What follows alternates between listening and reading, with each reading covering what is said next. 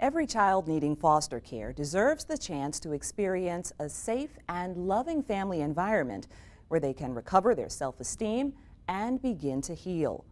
The need for dedicated foster parents has never been greater, and that's why the Division of Family and Children's Services is very glad you've taken the first steps to becoming part of the Foster Family Initiative.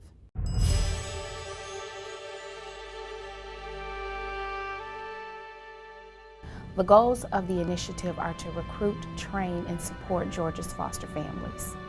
There are thousands of children in the system, and we don't have enough foster parents to meet the need.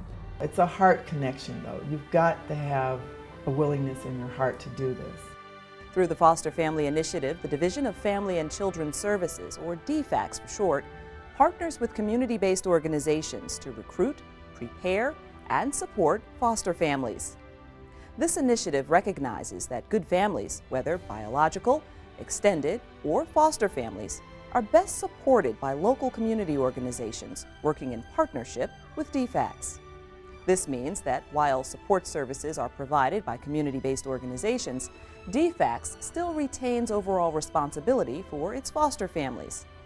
The primary goal of the Foster Family Initiative is to increase the number of foster parents in Georgia and ensure that they are ready to become informed and well-supported members of the state's foster care team. That goal is achieved through training programs and foster parent support networks that are formal and informal. In this presentation, we'll focus on two vital aspects of the Foster Family Initiative: the fostering of groups of siblings and teenagers.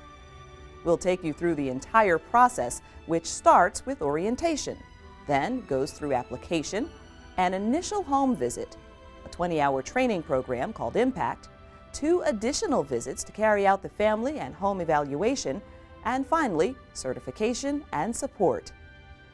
Since the 1980s, there has been growing awareness of the importance of sibling ties. Siblings are often still around after parents have passed on. Separation from birth parents is traumatic enough for children who enter foster care, but to be separated from their brothers and sisters is a devastating loss that can lead to damaging feelings of isolation. Those feelings can be even more difficult for teens who are also coping with the intense emotions often triggered by adolescence and puberty.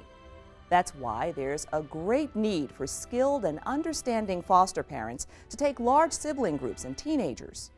Researchers agree that maintaining the attachment between siblings is vital to healthy growth and personal development. And research has shown that siblings who are placed together are more likely to make a smooth transition into new homes. They've already had enough losses. They've lost whoever they were living with. They lost wherever they were living. They had to change schools. They had to change churches, or they can't go back to where they used to play in the playground. They had to change neighborhoods. Everything, even their clothing, didn't come with them a lot of times. So everything is gone. And wouldn't it be nice, at least to me, to have a sibling there, and no matter what age group, I think it's always been just a source of great comfort and stability for the kids. There is a bond going on there between them that is just incredible. And I know that that's helped them to be able to cope with the things that they're going through because they are together. They can have their little quiet times together and talking to each other about things that, that were about them before they came into care. And that's always good for any child. So let's take a closer look at each of the stages you will go through when you make the commitment to become a foster parent to siblings and teens. Orientation begins with an introduction to the Foster Family Initiative.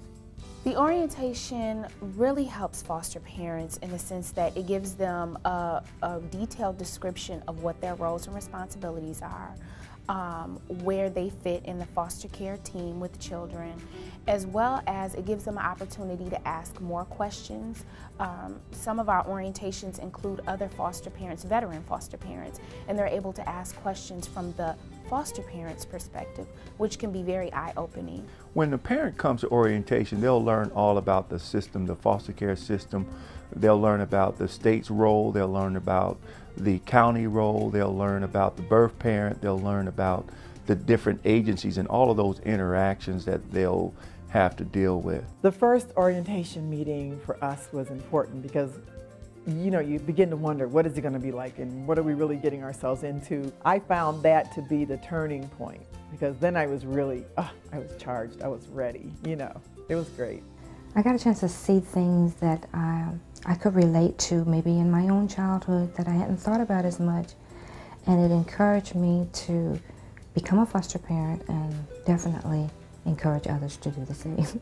If they choose to become a foster parent, then they submit an application with us, and that also includes background checks and a physical exam just to make sure that the family is healthy, things of that nature. Following the application process, there will be a first home visit. During our first of 3 home visits, we really want to get a basic overview of the family. When I go in, or any resource developer will go in, we really want to go in and talk to the family, we want to meet everyone, get an idea of how the family interacts with one another, and really get a sense of what their commitment is to fostering. Not only do we want the mother or the father or whoever the partner is, we want them to be on board, but also the children. That's very important that everyone in the family, their feelings have been taken into account. And this is really just an opportunity for everyone to get out their initial concerns and opinions about what they think is going to happen, their expectations of fostering, and also the opportunity to look at the physical environment to make sure that it's somewhere that's safe and sound for our children to come into. The impact training, our foster parents will get an eye-opening experience, not only in regards to how to care for children who are coming into foster care, but it's an eye-opening experience for you. You explore ideas about what you went through as a child and how that's affected you as a parent, how that's affected your life, and how that can make you a more effective parent for a foster child. They cover so many topics, and it's just an opportunity to really learn about yourself and learn how to be a better parent all the way around. Well, I enjoyed the training. I encourage more couples to do it because the children need to see healthy couples. During the period in which impact training takes place, there will be 2 home visits to carry out the family and home evaluation. During these evaluation visits, the entire family will be interviewed to explore their feelings about fostering and to identify the dynamics in the household. The interviews will also cover family background and establish how family members feel about their ability to welcome children into their home and foster well.